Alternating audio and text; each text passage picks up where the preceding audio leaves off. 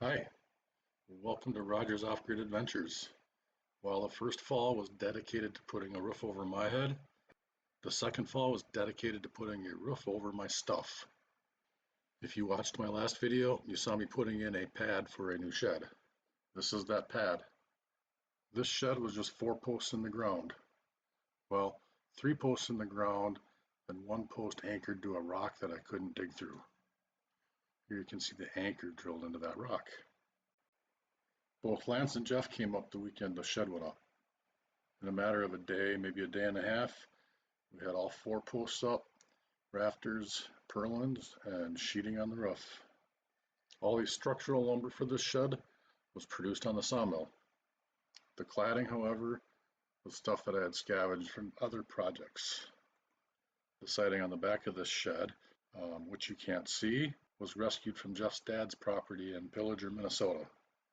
The sidewalls, those are clad in 1x8 red cedar that I got from a mill in Jordan, Minnesota for 20 cents a linear foot.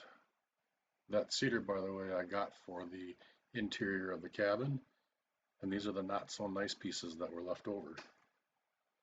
Even though you can see I built this as a woodshed, you can see the gaps in the siding that lets the air flow through and help dries out the wood. I promptly moved all my hand tools, canoeing supplies, and other odds and ends I didn't want in the cabin. That left the lean-to empty, as you can see here. We'll talk about that in the next video. Because the woodshed had gone up so quickly and easily, I decided I should build another shed that fall, a shed to park the mule in. So in October, Lance and Jeff showed up again, and we put up a second shed. Like the woodshed, this one went up in a couple days as well.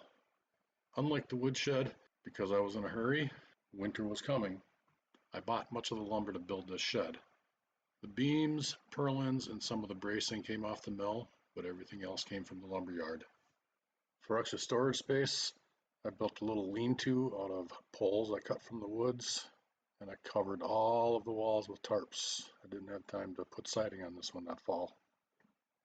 And as you can see, I got it done with no time to spare.